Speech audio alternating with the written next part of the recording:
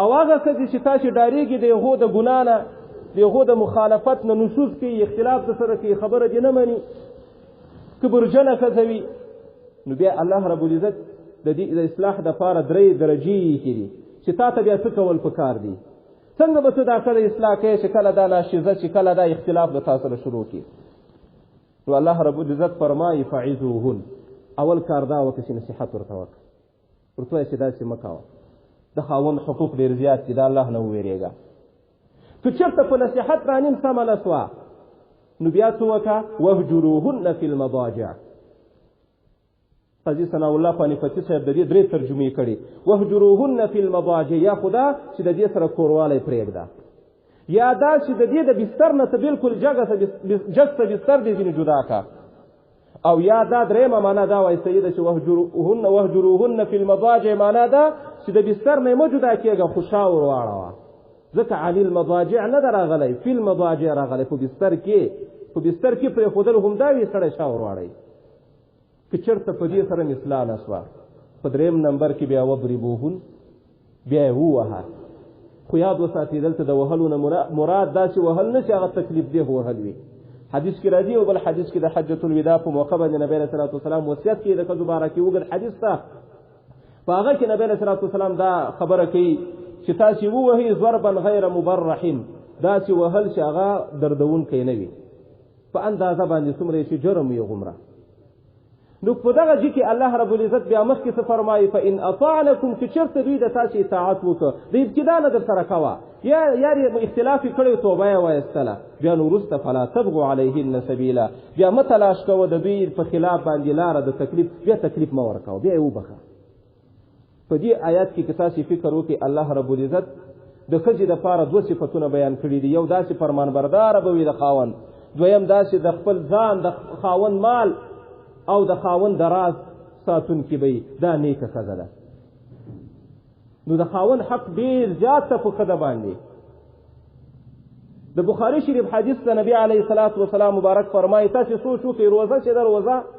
څومره یو ښکلی عبادت ده الله رب العزت فرمایي چې د روزي اجر زه پخپله ورکوم د روزهدار د خوله بدګویي الله ته د مشکو نه زیاته خوښه ده خو همدغه روزه چې څومره ثواب لري نبی علیه الصلاة والسلام مبارک فرمایي د بخاري شریف حدیث ته په باب النکاح کې راوړی د ابو هریره صاحب رضی الله تعالی عنه نه چې نبی علیه الصلاة والسلام مبارک فرمایي هغه ښځه چې خاوند یې نه غواړي چې دی بد ګڼونکي وي لا يحل للمرأة جایز نه دي د ښځې دپاره ان تصوم چې روزه ونیسي نفلي روزه فرضي نه وزوجها او د دې خاوند چې وي هغه شاهد حاضر وي چېرته تللی نه وي په کور کې وي د دې دپاره دا حلال نه دي چې روزه ونیسي تاسو وګورئ روزه څومره یو عبادت ده خو الله رب العزت نبی علیه الصلاة والسلام فرمایي چې د خاوند حق په ښځه باندې دومره زیات ده چې نفلي روزه که نیسي هم الا باذنه مګر په اجازه ده به یې نیسي که اجازه یې نه وه نفلي روزه هم نسي نیولی ځکه چې هغه نفلي روزه ده او د خاوند خوشحاله کول د خاوند حق په ځای کول دا په تا باندې واجب دي او د واجب د وجې نه داسې به نه کوې چې واجب پرېږدي او نفل ته ترجیح ورکوې داسې به نه کوې د خاوند حقوق دومره زیات دي په ښځه باندې همدارنګه د مسند امام احمد بن حنبل کې یو حدیث ده د حضرت حسین بن محسن رضی الله تعالی عنه دی فرمایي وایي د ما ترور وه یو څه حاجت ورته پیدا شو د نبي علیه الصلاة والسلام مجلس ته راغله کله چې هغه حاجت پوره کړه چې کله تلله نبي علیه الصلاة والسلام پوښتنه ځینې وکړه چې آیا ته د خاوند والا یا خاوند لري که نه لري وایي دا وایي چې ما ورته ویل چې و خاوند لرم بیا ویل ما نه پوښتنه وکړه چې په عین انت منه څنګه رویه ورسره کوې سلوک دې څنګه ده څنګه وخت ورسره تېروې وای ما ورته ویل چې لا آلوه الا ما عجزت عنه زه د ده د اطاعت او د ده په خدمت کې تقصیر نه کوم کموالی نه کوم چې ما په وس باندې نه یې پوره هغه نه خو زه عاجزه یم په وس کې مې نه ده پوره بیا وایي نبی علیه الصلاة والسلام ما ته وویل دا ښځه وایي فانظري عین انت منه دا پرېږده دې ته وګوره چې دی له تا سره څنګه ده خوشحاله ده در نه که نه ده در نه خوشحاله فانما هو جنتک و نارک ځکه همدغه خاوند د تا لپاره جنت هم ده او دوزخ هم ده یعنی خاوند د ښځې دپاره دا داسې ده لکه د جنت دروازه یا د جهنم دروازه. که چېرته ښځه خاوند خوشحاله کړي، د خاوند حق ورپوجۍ کړي، د هغې طاعت وکړي، د هغه خدمت وکړي، نو بیا ځان ته د جنت دروازه خلاصه کړله. خو که چېرته د هغه نافرماني وکړي، هغه ترېنه خوشحاله نه وي، د هغه خدمت نه کوي، د هغه خبره نه مني، نو بیا د جهنم دروازه ځان ته خلاصه کړه. نبی علیه الصلاة والسلام فرمایي چې فانما هو جنتک او نارک، دا د تا لپاره یا جنت ته او یا دوزخ. د دې دواړو احادیثو نه دا معلومیږي چې د خاوند څومره حقوق دي په ښځه باندې. اوس راځو دې ته چې د خاوند کوم حقوق دي په ښځه باندې. د ټولو نه اولنی حق د خاوند په ښځه باندې هغه دا ده چې ښځه به د خاوند فرمانبرداره وي. د الله په معامله داسې شي کې چې هغه الله خفه کېږي، د هغه نه ما سوا د الله د نافرماني نه ما سوا په هر شي کې به ښځه د خاوند تابعداره وي، د خاوند اطاعت به کوي. اول حق، لوی حق د خاوند په ښځه باندې دا ده. ترمذي شریف کې حدیث کې نبی علیه الصلاة والسلام مبارک فرمایي، ابو هريره سے فرمایي و نبی علیه الصلاة والسلام فرمایل لو كنت آمر احدا ان يسجد لاحد، که چرته وای ما حکم کوله یو چاته چې بل چاته د سجده وکي، یعنی که چرته بالفرض ما حکم کړی وای چې یو کس بل کس ته سجده وکي، نو ما به چاته د سجدې حکم کوو. لامرت المرأة ان تسجد لزوجها، ما به ښځې ته دا حکم کړی و چې خاوند ته دې سجده ولګوه. دومره زیات حق د ښځې ده د خاوند په ښځه باندې. همدغه حدیث بیا په مسند امام احمد ابن حنبل کې د حضرت انس ابن مالک په روایت سره بیا په داسې الفاظو سره نقل شوی چې نبی علیه الصلاة والسلام مبارک داسې وفرمایل لا يصلح لبشر ان يسجد لبشر، جایز نه ده چې یو انسان بل انسان ته سجده وکړي. ولو صلح لبشر ان يسجد لبشر، که چېرته جایز وای چې یو انسان بل انسان ته سجده کولی، لامرت المرأة ان تسجد لزوجها من عظم حقه عليها، نو ما به ښځې ته حکم کړی و چې خاوند ته دې سجده وکړه، ځکه چې د خاوند حق په دې باندې ډېر لوی ده. د همدغه حدیث مضمون بیا په ابن ماجه شریف کې د حضرت عبدالله ابن ابي اوفا رضی الله تعالی عنه په روایت سره را نقل کړی، په یو قصه کې د یو قصې په ضمن کې را نقل کړی. عبدالله ابن ابي اوفا وایي حضرت معاذ ابن جبل رضی الله تعالی عنه شام ته لاړ، په سفر تللی و د تجارت لپاره. کله چې د شام نه بیرته راغی، نبی علیه الصلاة والسلام ته سجده وکړه. نبی علیه الصلاة والسلام حضرت معاذ ته وویل ما هذا یا معاذ، دا څه کوې ای معاذ، سجده راته لګې. معاذ ورته وویل وایي زه کله چې شام ته لاړم چې هلته ما کله هغه دینداره پیشواګان ولیدل، پادریان مې ولیدل، قومي سرداران مې ولیدل چې دا لاندې خلکو به دوی ته سجدې لګولې، نو زما په زړه کې راتېر شو چې د دې نه خو زیات مستحق د الله رسول الله په کار ده چې موږ د هغه سجده ولګوو، اصلي حق خو د هغو ده. نو په دې وجه ما تا ته دا سجده وکړه. نبی علیه الصلاة والسلام مبارک ورته وفرمایل لا تفعل، دا کار ونه کړي، بل ورې دا کار ونه کړي. فإني لو كنت آمرا أحدا أن يسجد لأحد، که چېرته بالفرض والتقدیر ما حکم کولی یو چاته چې بل چاته سجده وکړي، نو لامرت المرأة، بیا به حکم ما ښځې ته کړی و ان تسجد لزوجها، چې خپل خاوند ته سجده وکړي. د همدغه حدیث مضمون په ابو داود شریف کې په بله قصه کې راغلی. هغه قصه بیا داسې ده د حضرت قیس ابن سعد نه روایت ده. قیس ابن سعد په خپله وایي زه لاړم حیرې ته. حیره دا د کوفې سره نږدې یو زوړ ښار ده. هلته مې خلک ولیده چې خلکو د مشرانو ته سجدې لګولې. په زړه کې مې راتېره شوه چې دا خو د سجدې که مستحق وي خو نبی علیه صلات وسلام ده، باید موږ هغو ته سجده ولګوو. کله چې بېرته زه راغله مدینې منورې ته، نبی علیه صلات وسلام ته مې دا قصه وکړه چې ما په زړه کې داسې راتېر شوي. نو نبی علیه صلات وسلام له ما نه سوال وکړه، وایي ارأیت، ته وایي ما ته خبر راکړه، لو مررت بقبري اكنت تسجد له، که چېرته ته دې ما په قبر باندې تېرېږي د ما د وفات نه وروسته، ته به ما ته سجده کوې که نه به یې کوې؟ وایي ما ورته وویل فقلت لا، چې نه سجده نه درته کوو. فقال، نو بیا نبی علیه صلات وسلام وفرمیل لا تفعلوا، کاش د ما د مرګ نه وروسته تاسې ما ته سجده کول نه غواړئ، نو اوس هم تاسې دا کار مه کوئ. په دې کې نبی علیه صلات وسلام اشاره دې ته وه چې سجده هغه ذات ته کېږي چې هغه حی لا یموت وي، هغه ذات ته پکار ده چې هغه ژوندی همیشه، زه خو فاني کېدونکی یم، ختمېدونکی یم، نو ما ته تاسې څنګه سجده کوئ؟ بیا د دې نه وروسته نبي علیه الصلاة والسلام بېرته هماغه الفاظ وویل لکه مخکې حدیث کې چې راغله چې لو كنت آمر أحدا أن يسجد لأحد لأمرت النساء أن يسجدن لأزواجهن ما به ښځو ته حکم کړی و چې خپل خاوندانو ته سجده ولګوي لما جعل الله لهم عليهن من حق ځکه په سبب د هغه حق د وجې نه چې الله تعالی په دوی باندې د خاوندانو یې ښیي. په مسند احمد ابن حنبل کې یو بل حدیث د همدغه حدیث مضمون په یو بله طریقه باندې را نقل شوی د حضرت عایشې نه. هلته حضرت عایشه فرمایي وایي د نبي علیه صلات وسلام سره صحابه ناستو یو اوښ راغی او نبي علیه صلات وسلام ته سجده وکړه. دا په ظاهرا کې سجده نه وه، محدثین لیکي چې داسې سره ټیټ که ښکاره کېده داسې لکه سجده چې ورته کوي، سر یې ورته ټیټ که. راویانو تعبیر د هغه نه په سجدې سره کړی. نو بیا وایي صحابهو د نبي علیه صلات وسلام نه پوښتنه وکړه چې چارپایان تا ته راځي سجده کوي، ونې راځي تا ته سجده کوي، موږ خو انسانان یو، پکار ده چې موږ هم تا ته سجده وکړو. نو نبی علیه الصلاة والسلام مبارکو فرمایل اعبدوا ربکم، د خپل رب عبادت کوئ، واکرموا اخاکم، او د خپل ورور اکرام کوئ، ځان یې یاد کوئ، ما اکرام کوئ، عزت یې کوئ. لو كنت آمر أحدا أن يسجد لأحد لأمرت المرأة أن تسجد لزوجها. كشرت ما بالفرض والتقدير حكم كولا د سجدي نو ما بخجه ته حکم کړی و چې خاوند ته د سجده وکړي. دغه پنځو روایاتونه داسې معلومیږي چې نبی علیه الصلاة والسلام بار بار دا د سجدې خبره کړې، بار بار نبی علیه الصلاة والسلام دا خبره کړې ما به دا حکم کړی و ښځې ته چې خاوند ته سجده ولګوي، ما به دا حکم کړی و ښځې ته چې خاوند ته سجده ولګوي. د دې نه معلومه شوه چې د خاوند څومره حق ده په ښځه باندې. سجده د الله رب العزت د ذات نه علاوه بل چاته لګول جایز نه دي. او دلته هم چې دا کوم صحابه او حضرت معاذ بن جبل یا حضرت قیس چې د سجدې خواهش کړو یا سجده لګولې وه هغه ګور یاد وساتئ، هغه سجده تعبدي نه وه، د عبادت سجده نه وه، بلکې هغه سجده تحیه وه، تعظیمي سجده د اعزاز د عظمت په خاطر. خو وروسته بیا دا مخکې امتونو کې دا جایز وه، خو زموږ تاسو په شریعت کې دا منسوخ ده، دا هم نه ده جایز.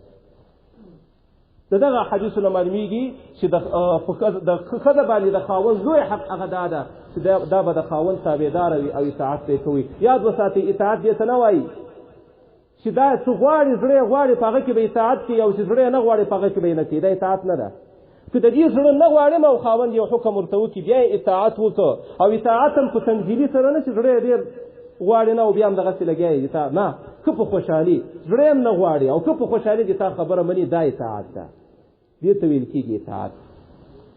نو لوی حق هغه دا ده چې اطاعت به کوي او فرمانبرداري به یې کوي. او چا چې اطاعت کړی د ښځې د خاوند د حقوقو د اطاعت یې کړی فرمانبرداري یې کړې نو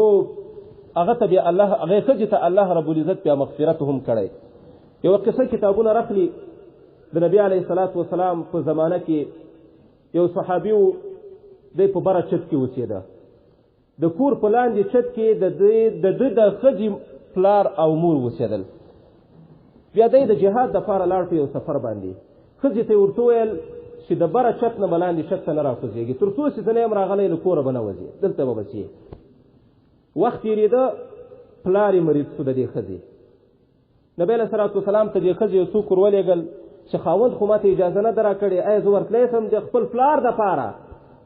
چې عیادت یې وکړم، پوښتنه یې وکړم، تکلیف د مریض ده. نبی علیه صلات وسلام بېرته جواب ورته راولېږه چې نه، چې خاوند تا ته اجازه نه ده درکړې، خپل پلار ته هم نشي ورتلی. وخت ووت ډېر زیات تکلیف شو، حتی پلار یې وفات شو. بیا یې نبی علیه صلات وسلام ته یو قاصد ولېږه چې ایا زه اوس کولی شم چې لاندې چت ته زه ورکته سم، پلار مې ده، اخري دیدار به ورسره کوم، په کفنو کېږي، بیا ځي رانه، بیا خو یې نه وینم،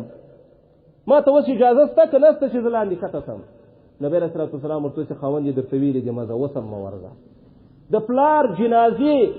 هغه په کفنو کېږي، هغه ښخېږي، بیا یې اجازه ورنه کړه. دا هم فرمانبرداره ښځه وه، کته نه سوه، د پلار جسد یې ونه لید، دغه په جنازه کې شرکت ونه کړ. بیا وایي د دې نه وروسته حضرت جبریل علیه الصلاة والسلام راغی نبی علیه الصلاة والسلام ته، او نبی علیه الصلاة والسلام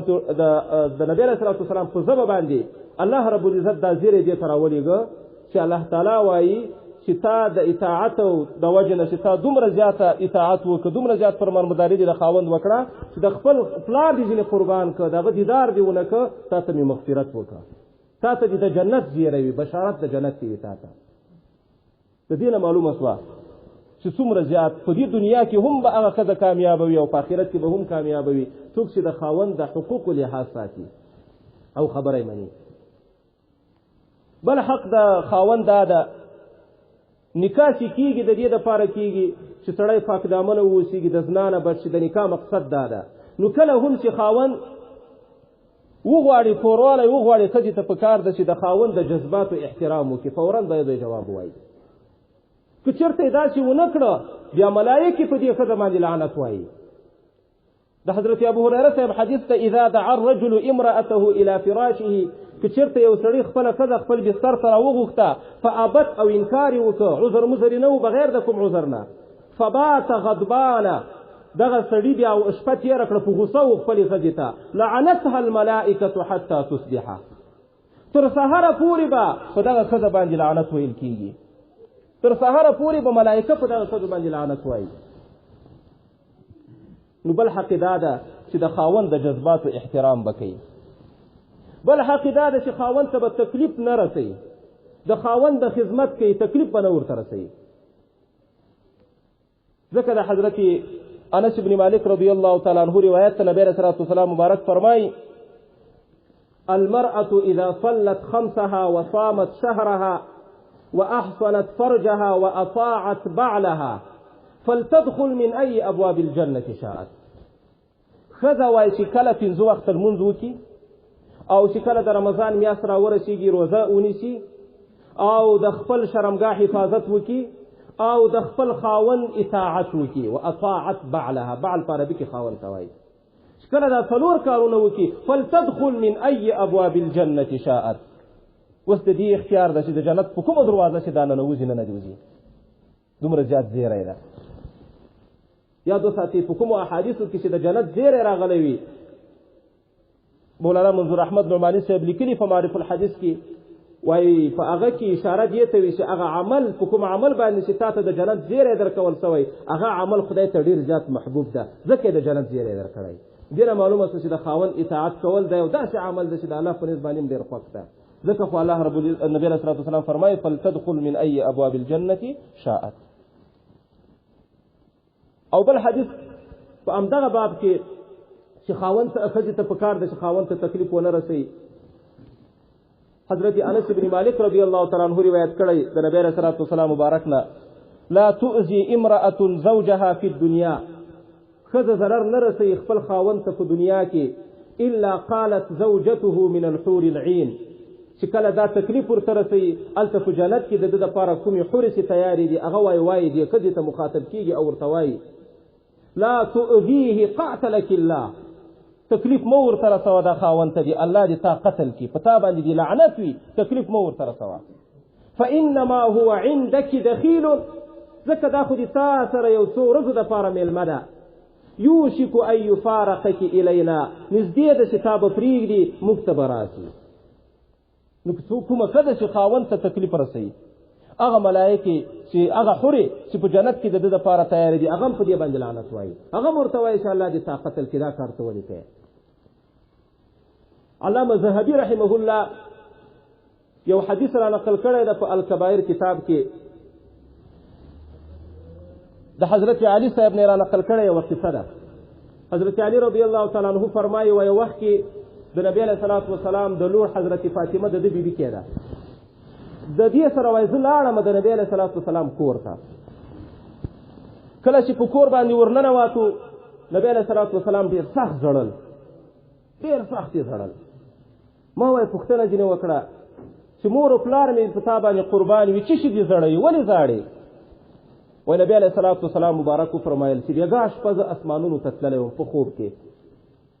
اول ته مې د خپل امت ښځې ولیدې چې په ډېر سخت عذابونو باندې مبتلا وي په قسمه قسم عذابونو باندې مبتلا وي. نو کله ما چې دغه منظر ولیده د هغه منظر د هیبت او د سختي د وجې نه زاړم. کومې ښځې لیدلې وې بیا هغه د ښځو بیان یې کړی.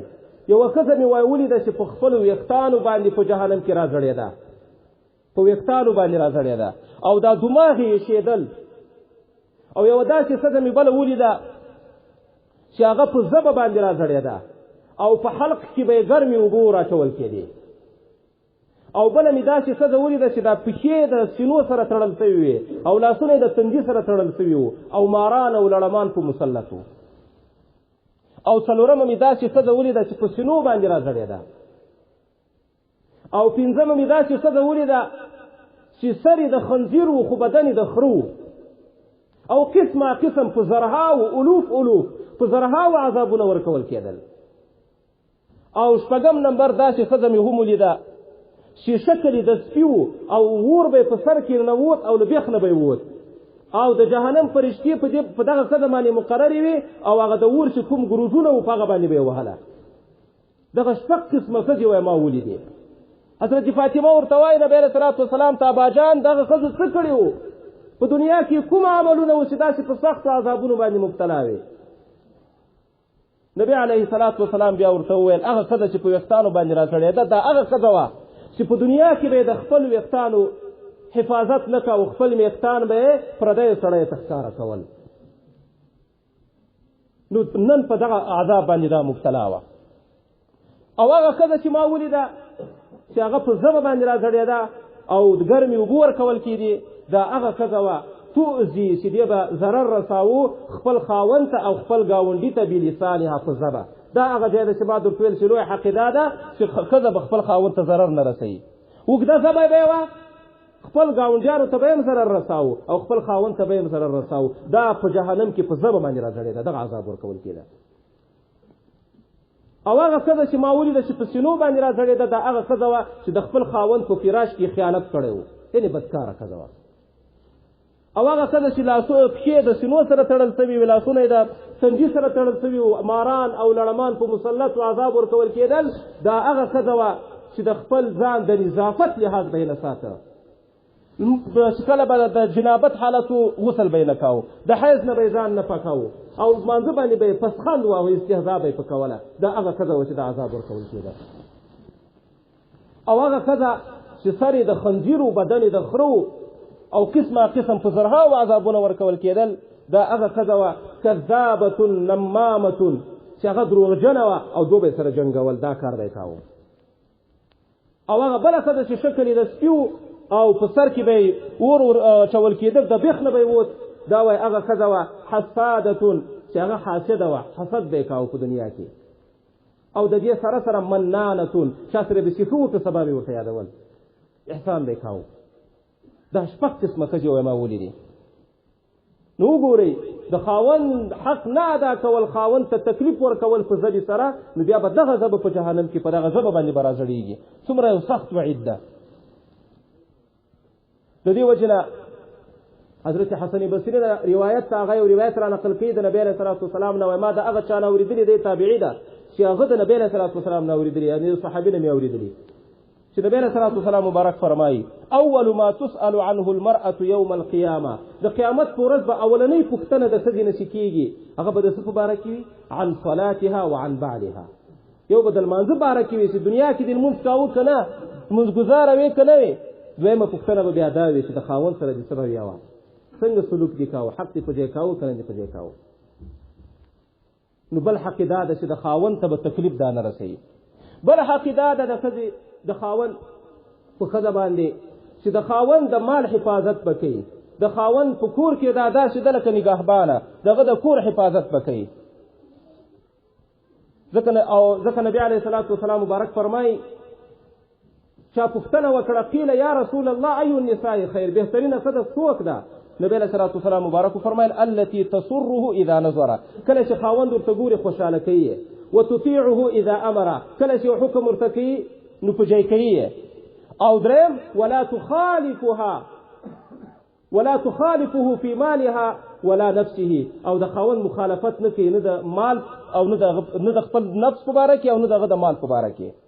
دا چې دا بهترینه ښځه ده. او همدارنګه نبی علیه الصلاة والسلام مبارک فرمایي د حضرت جابر صاحب روایت ته ثلاثة لا تقبل لهم صلاة درې داسې کسان دي چې د هغوی لمونځ نه قبلیږي. په دنیا کې درې داسې مسلمانان دي چې لمونځ نه قبلیږي. کوم دي د کوم عملونو والا دي؟ یو العبد الآبق یو هغه غلام دی چې د خپل مولا نه تسکېدلی وي د ده لمونځ نه قبلیږي حتی تر دې پورې چې بېرته واپس شي خپلو مواليو ته او فیضع یده فی ایدیهم او خپل لاس دغه په لاس کې کیږي یعنی اطاعت بیرته شروع تر هغه وخته پورې دغه غلام مزد نه قبلیږي. دویم والمرأة الساخط علیها زوجها، دویم هغه ښځه ده چې خپل خاوند یې ناراضه وي تر څو یې خوشحاله کړی نه وي د دې مزد نه قبلیږي. دریم والسکران هغه نشهیي ده چې په نشه کې وي حتی یصحو تر دې پورې چې جوړ شوی نه وي د نشې نه وتلی نه وي. دا درې داسې کسان دي چې د دې لمونځ نه قبلیږي. او نبی علیه الصلاة والسلام مبارک دا هم فرمایي د حضرت عبدالله بن عباس نه روایت ده وای اربع من اعطیهن فقد اعطی خیر الدنیا والآخره، څلور وای داسې شیان دي چې چاته ورکول سول گویا چې دته د دنیا خیرم ورکول سو او د آخرت خیرم ورکول سول. څلور داسې دولتونه، څلور داسې شیان دي. هغه کوم دي؟ اول قلب شاکر، یو هغه زړه چې شکر گزار زړه وي. دویم ولسان ذاکر، هغه ژبه چې تمام ورځ چلان دی د الله ذکر کوي. څلورم وبدن علی البلایا صابر، هغه بدن د چې په تکلیفونو باندې صابر وي، قسم تکلیفونه په باندې را رواني خود صبر ورته کړی. او څلورم چې ده وزوجة لا تبغیه، هغه ښځه ده چې هغه طلب نه کوي، تلاش نه کوي، غواړي نه د خپل خاوند خونا خیانت کول دغه سره فی ماله ولا نفسها، دغه نه په مال کې او نه د ځان په باره کې. دا څلور شیان وایي دا چې دي که چېرته په دنیا کې چاته ورکول سول گویا چې دته د دنیا خیرم ورکول سول او د آخرت خیرم ورکول سول. نو د ښځو دغه حقوق دي. دارنګه د خاوند بل حق دا ده چې ښځه به د خاوند د اجازې نه بغیر د کور نه وځي. ځکه نبی علیه الصلاة والسلام مبارک حدیث ته مخکې ما تاسو ته درته ویل چې لا یحل للرجل للمرأة، جایز نه ده. د عبدالله بن عمر صاحب روایت هغه وایي چې ما د نبی علیه الصلاة والسلام مبارک نه اورېدلي چې هغه مبارک به فرمایل چې هغه ښځه المرأة اذا خرجت من زوجها، چې کله هغه ښځه چې د خپل کور نه ووته وزوجها کاره او خاوند یې بد ګڼونکی اجازه یې نه ورکړې، لعنها كل شيء كل ملك في السماء، په اسمان کې څومره فرشتې چې دا لعنت کوي، وكل ما مرت عليه او هغه شی لعنت کوي په کوم شي چې دا تیریږي غیر الانس والجن، علاوه د انسان او پیرینه، حتی ترجع تر څو پرې چې درته کور ته نه راغلي. څومره فرشتې چې دا به لعنت کوي په دنیا کې، څومره شیان چې دا به لعنت کوي په کومه ښځه باندې، کومه ښځه چې هغه بغیر د خاوند د اجازې نه د کور نه وځي. دا هم حق ده چې د خاوند د اجازې نه بغیر به د کور نه وځي. نو د ښځو دپاره پکار ده چې دوی د حضرت فاطمه رضی الله تعالی عنها سنت اختیار کړي، هغه طریقه اختیار کړي. حضرت فاطمه رضی الله تعالی عنها چې کله د حضرت علي صاحب سره نکاح وکړه، واده یې وسو، د حضرت علي صاحب ته ورته ویل وایي راځه ما ورته خپل منځ کې معاهده سره وکړو، دا چې به کوو چې دا د کور داخلي کارونه چې دي دا به زه کوم، کله پخول، اولاد ساتل وغیره، او د کور نه خارج کوم کارونه چې دي هغه به یې تا په ذمه هغه به ته کوې. په هغه وخت کې داسې سهولت نه و لکه نن سبا. هغه وخت کې به یې غنم په میچن باندې اړول او اوبه به یې په وږه باندې راوړلې، سختي وي. حضرت فاطمه رضی الله تعالی عنها د نبی علیه الصلاة والسلام ګرانه لور ده، چونکې دا کار په دې باندې ډېر سخت و، کور کې یوازې و تنها وه، خو بیا په ډېر ذوق او په ډېر شوق په ډېر محنت سره یې دا کار کاوه. وخت تېرېده، کله چې غزوه خیبر منځته راغله، په هغه کې مسلمانانو ډېر غلامان او وینځې ونیولې. بیا دې ته یو چا ورته ویل وایي خو ته هم ورسه نبی علیه صلات وسلام ته ورسه، یوه وینځه ځینې وغواړه چې هغه په کور کې د تا خدمت کوي، به کار د باندې اسانه شي. بیا دا راغله د نبی علیه صلات وسلام کور ته. نبی علیه صلات وسلام په کور کې نه و، حضرت عایشه وه. حضرت عایشې ته ورته ویل چې زه خو دومره تکلیف یم، د ما دا میچن چې زه تا اوومه لاسونه یې را تڼاکې کړي دي، او دا چې کله اوبه راوړم، کله چې هغه تړم، کمربند تړم، ان په دا سینه کې مې زخمونه پیدا شوي،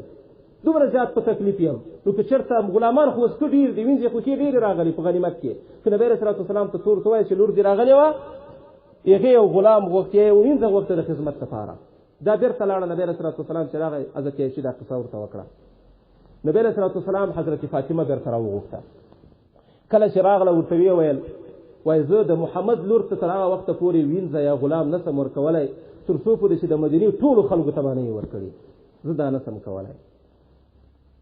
تر څو پورې چې ټولو خلکو ته ما نه یې برابر کړي تا ته زه نسم در کولی، خو دومره کولی سم زه به تا ته یو داسې شی وښیم چې هغه به د غلامانو نه ډېر ښه وي، ډېرو غلامانو د ډېرو وینځو نه به بهتر وي. هغه دا چې کله تاسې کله د شپې ویده کېږي 3 وارې سبحان الله سبحان الله وای او 3 وارې الحمدلله وای او 4 وارې الله اکبر وای د دې وجه نه دې تسبیح ته تسبیح فاطمي وای دا ځکه چې نبی رسول الله سلام حضرت فاطمه ته ښودلی نو دا یوه داسې وظیفه ما تا ته تاسو ته دروغ وده که چېرته تاسې دا ویله نو د ډېرو بې غلامانو نه بهتر ده د ډېرو منځونه بهتر ده حضرت فاطمه بیرته واپس هېڅ یې مونه ویل نو ښځو ته هم پکار ده چې د حضرت فاطمه په سیرت باندې روانې شي د هماغه سیرت اختیار کړي که څه هم مشقت وي که څه هم تکلیف وي که څه هم په دې باندې په نفس باندې سخته وي خو باید وایي دا په نفس باندې سخته ونه ګڼي هماغه طریقه باندې دا خپل ژوند شروع کړي که په دغه طریقه یې ژوند شروع کړو بیا کېدلی شي په دنیا کې هم خدای پاک بیا ثمره ورکوي حضرت ام سلمه د نبی رسول الله سلام بیبي ده مخکې د دې نه چې د نبی رسول الله سلام په نکاح کې راشي د دې نکاح د ابو سلمه سره شوی وه چې کله یې نکاح وکړه دا وایي ما یو ورځ ابو سلمه ته ورته ویل چې دا خو ښکاره خبره ده چې کله خاوند جنتي وي نو ښځه خدای پاک امید شته چې ښځه به هم هلته په جنت کې ورسره یو ځای خو راځه ما او تا به خپل منځ کې وعده سره وکړو که زه مړه شوم له ما نه وروسته به ته نکاح نه کوې او که ته مړ شې وفات شي د تا نه وروسته زه بیا بل خاوند نه کوم ابو سلمه ورته ویل وایي ښه یو خبره زه درته کوم ایا ته د ما اطاعت کوې که نه کوې منې خبره که نه منې دې ورته ویل وایي د تا خبر چې ونه منم په بل څه کې به ما ته خوشحالي خو دې منم ده وایي لاس پورته که دعا یې راته وکړه چې یا الله دې ما د مرګ نه وروسته ام سلمه ته له ما نه بهتر شخصیت په نکاح کې ورکړي دا دعا یې وکړه بس چې کله دی وایي وفات شو ما به وایي همیشه دا سوچ کوو چې د ده نه به بهتر څوک وي چې دا به اوس نکاح ورسره کېږي چې کله مې وایي د نبي علیه صلات وسلام سره نکاح وسوه نو ما ته درک ولګېد ګورې په دنیا کې چې لا د خاوند دعا ته وګورئ چې کله مې د هغه سره نکاح وسوه نو ما ته وایي درک ولګېد چې نبي علیه صلات وسلام داسې شخصیت ته چې په ټولو کائناتو بهتر ده سید المرسلین ده بهتر په انبیاو کې ده نو ګوري کومه ښځه چې د خاوند اطاعت وکړي د هغه خبره ومني د هغه حقوق لحاظ وساتي په دې دنیا کې هم خدای پاک شله ورکوي په دې دنیا کې به هم کامیابوي او په آخرت کې به هم کامیابوي او که کومه ښځه مخالفت وکړي نو بیا دا ښځه به په آخرت کې مسؤله وي ځکه نبی علیه صلات وسلام فرمایي چې والمرأة راعیة فی بیت زوجها ښځه چې د خپل خاوند په کور کې مسؤله ده قیامت په ورځ به مسؤولة عن رعیتها د هر شي پوښتنه به ځینې کېږي د اولاد پوښتنه به ځینې کېږي د کور پوښتنه به ځینې کېږي نو ښځې ته پکار ده چې د خاوند د حقوقو لحاظ وساتي او خاص کر ښځو ته بیا دا پکار ده چې د حضرت فاطمې رضی الله تعالی عنها سیرت اختیار کړي په همغه لار باندې روانه شي که داسې زندګي یې تېره کړه بیا به د ښځو د خاوند تر مابین مشکلات نه وي اختلافات به نه وي جنګونه به نه وي خفګانونه به نه وي او که چېرته یو د بل حقوقو نه تېرېدل یو د بل د حقوقو لحاظ نه ساته نو بیا به جنګونه هم د دوی دواړو تر مابین وي اختلافات به وي سره لرې کېږي به هم حتی خبره به تر طلاقه رسېږي یو بل به سره جدا کېږي د حضرت موسی علیه السلام د قوم په باره کې راځي بعضې کتابونو راخیستي یو وخت کې په دوی باندې ډېره سخته قحطسالي راغله تقریبا 8 کاله دا قحطسالي روانه وه دومره د خوراک چشي نه پیدا کېدل چې بنو اسرائیل مردارو ته مجبور رسول مردارې به یې خوړلې غره ته وختل چغې وهلې عبادت یې کاو خو د دوی نه دا قحطسالي نه لرې کېده حضرت موسی علیه السلام ته خدای پاک وحی وکړه چې تر څو پورې دوی د خلکو حقوق نه یې واپس کړي د خلکو د حقوقو لحاظ نه یې ساتلی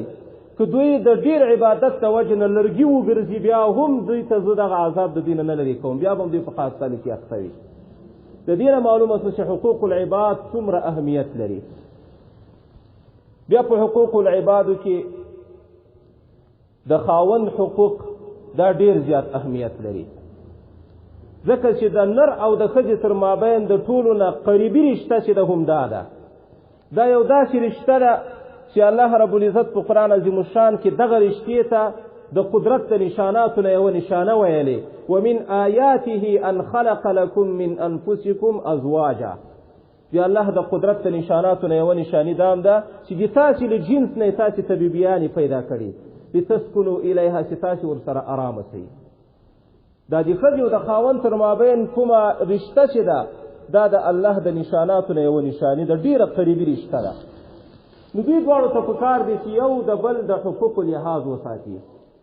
زموږ د تاسې په دین کې د ښځې حقوق هم شته په خاوند باندې او د خاوند حقوق په ښځې باندې هم شته کوم آیت چې ما تاسې له مخکې تلاوت کړه د 5مې سپارې آیت ته الله رب العزت فرمایي الرجال قوامون علی النساء سړي چې دي دا حاکم دي دا ذمہ دار دي د ښځو علامه الوسی ترجمه کوي الکاملون، سړي چې دي دا کامل دي. قاضي صاحب بیا ترجمه کوي یقومون علیهن قیام الولاة علی الرعیه، دا سړي په دوی باندې به داسې قایم وي لکه څنګه والیان په لاندې خپل رعیت باندې څنګه چې خپل ولایت کوي، دا خاوندان هم داسې حیثیت لري. ځکه دوی ته په قرآن عظیم الشان کې قوام ویل شوی. خو بیا الله رب العزت په دې آیات کې دوه علتونه بیان کړي چې سړي ولې په ښځو باندې حاکمان او ذمه داران دي. یو علت وهبي ده، یو علت کسبي ده. علت وهبي معنی چې الله له طرفه دوی ته ورکړل شوی. الله رب العزت فرمایي بما فضل الله بعضهم على بعض، دا علت وهبي ده. په سبب د دې چې الله رب العزت په خپل بندگانو کې بعضی بندگانو ته یعنی نورانو ته فضیلت ورکړي په بعضی نورو باندې یعنی ښځو باندې. څنګه فضیلت ورکړي؟ بکمال العقل، د سړي عقل کامل ده. وحسن التدبیر، تدبیر ښایسته ده، د یو کار چې برابرۍ دی ښه برابرولی شي. وبسطة فی العلم والجسم، په علم او په جسم کې خلاصوالی همدا سړی لري. د دې وجې نه سړی چې د په نبوت سره خاص ته سړی نبي جوړېدلی شي، ښځه نه شي جوړېدلی. سړی د امامت سره خاص ته سړی امام جوړېدلی شي. سړی د ولایت سره خاص ته سړی د شهادت په هغه شیانو کې لکه حدود او قصاص په دې کې به سړی شهادت ورکوي. د جمعې لمونځ به سړی کوي، د اختر لمونځونه په سړي باندې دي. دا ټول هغه احکام دي ګوره تر ښځو پورې نه دي خاص، ته ده پورې خاص دي، ځکه چې خدای پاک دې ته فضیلت ورکړی. بما فضل الله بعضهم على بعض. دویم علت وبما انفقوا من اموالهم، دا بیا کسبي علت ده. دویمه وجه د سړیو د قیام هغه دا د په ښځو باندې چې الله رب العزت دوی ته دا په سبب د دې باندې چې دوی خرج کوي خپل مالونه. په څه کې خرج کوي؟ کله چې دوی د خپلو ښځو سره نکاح کوي نو مهر ورکوي. نو د هغو په مهر کې د هغو په نفقه او په خرچه کې مال دوی خرچوي. دا کار دوی کوي، دا کسبي. د دغه دوه علتونو د وجې نه الله فرمایي چې الرجال قوامون، سړي چې دي دا کامل دي، دا حاکمان دي په ښځو باندې. بیا الله رب العزت د دې نه وروسته دوه قسمه ښځې ذکر کړي دي. ښځې تقسیم کړي دي دوه ډلو ته. اوله ډله چې ده فالصالحات قانتات حافظات للغیب، اوله ډله نیکیانې دي، نیکې ښځې دي. دا هغه ښځې دي چې داسې صفت لري قانتات. قانتات معنا مطیعات لله فی اداء حقوق ازواجهن، چې دوی د الله فرمانبردار دي د خپل هغه خاوندانو د حقوقو په ادا کولو کې. قانت معنا چې فرمانبردار دي، د الله تابعدار دي، دا نیکې ښځې دي. بل حافظات للغیب، بل دوی ساتون کې دي د هغه شیانو چې د کوم شیانو ساتل په دوی باندې لازم دي، لکه د خپل عزت او ناموس ساتل، دارنګه د خاوند مال ساتل، دارنګه د خاوند راز ساتل. للغیب په هغه وخت کې چې خاوند کور کې ویم نه، بهر وي، بیا هم دا ښځه چې ده دا درې کارونه کوي، ځان هم ساتي، مال هم ساتي او د هغه راز هم ساتي.